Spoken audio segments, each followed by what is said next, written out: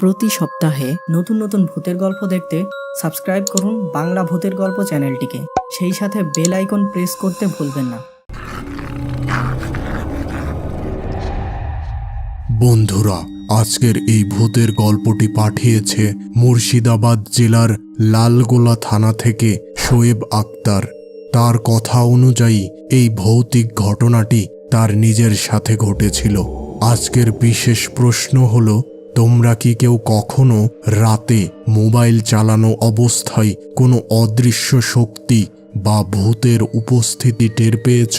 নিচের কমেন্ট সেকশনে অবশ্যই লিখে জানাও। এই ঘটনাটি যখন আমার সাথে ঘটে তখন আমি আমার বড় ভাইয়ের সাথে তার ভাড়ার ফ্ল্যাট বাসায় থাকতাম। আমার বড় ভাই একটি ইঞ্জিনিয়ারিং ফার্মে চাকরি করত।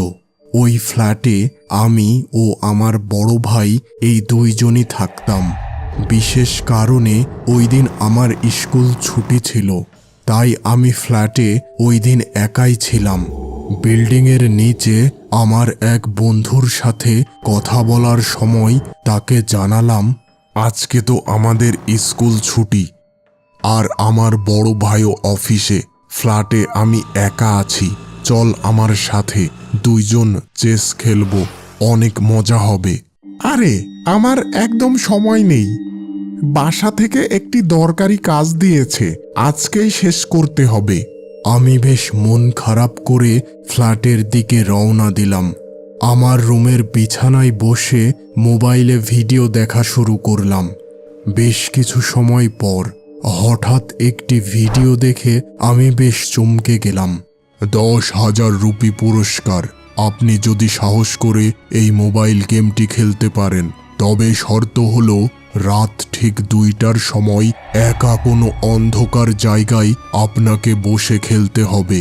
তবে সাবধান, এই গেমটি খেলার সময় অনেকের সাথে নানা প্রকার ভৌতিক ঘটনা ঘটেছে এবং অনেকেই কিন্তু মারা গিয়েছে, তাই সম্পূর্ণ আপনার রিস্কে খেলবেন।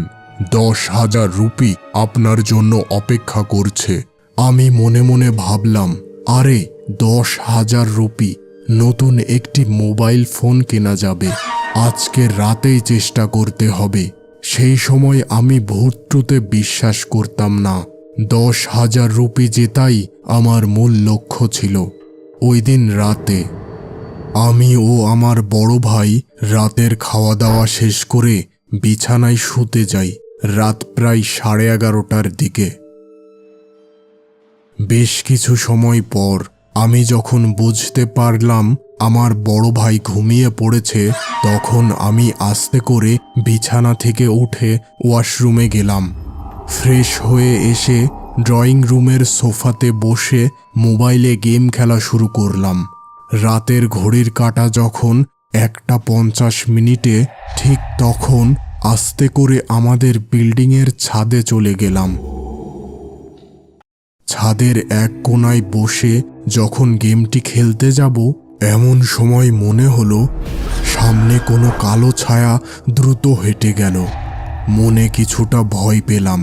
তখনই মনে হলো আসলে ওই লোকটা তার কথার মাধ্যমে আমার মনে ভয়ের সৃষ্টি করেছে। আসলে ভূত বলে কিছু হয় না।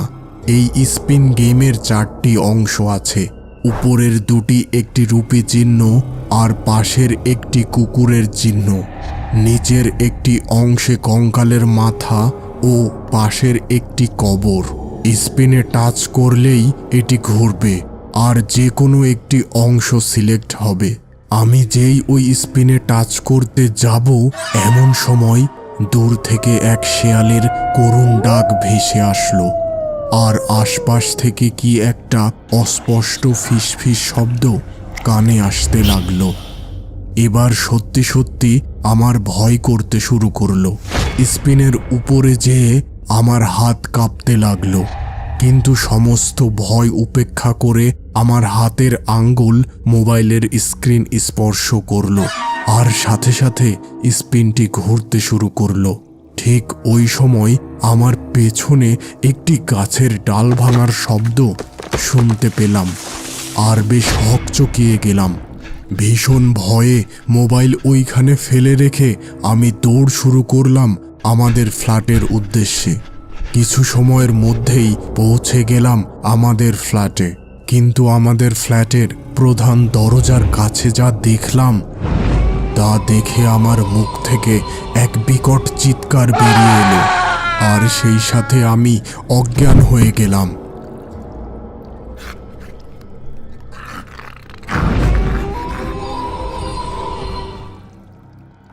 বিকট একটি চিৎকারে আমার ঘুম ভাঙল। চোখ খুলতেই সামনে দেখলাম একজন সাদা কাপড় পরিহিত বৃদ্ধ আমার দিকে তাকিয়ে হাতের ইশারা করছে। হঠাৎ তার পিছন থেকে একটি সাদা কাপড় পরিহিত মহিলার আবির্ভাব হলো এবং তার মুখ দিয়ে রক্ত গড়িয়ে পড়ছে। আমি ভয়ে আবার চিৎকার দিলাম। এবার সামনে থেকে আমার বড় ভাই বলল, আরে কি হলো, ভয় পেলি আবার? রাতে তোর চিৎকার শুনে দেখি তুই প্রধান দরজার কাছে অজ্ঞান হয়ে পড়ে আছিস। আমি এবার বুঝতে পারলাম ওই সাদা কাপড় পরা বৃদ্ধ ও বৃদ্ধাকে আমি স্বপ্নে দেখেছিলাম। কি ভীষণ ভয়ঙ্কর ছিল ওই বৃদ্ধার মুখ। ভাবতেই আমার শরীরে এক ঠান্ডা স্রোত বয়ে গেল। পরে জানতে পেরেছিলাম কিছু বছর আগে এই ফ্লোরের একটি ফ্ল্যাটে একটি বৃদ্ধ ও বৃদ্ধা বসবাস করত। শেষ বয়সে তারা একেবারে সাইকো হয়ে গিয়েছিল। তারা প্রায়ই তাদের ফ্ল্যাটে মানুষ ডেকে এনে তাদের হত্যা করত। পরে তারা নিজেরাও নিজেদের শেষ করে দিয়েছিল।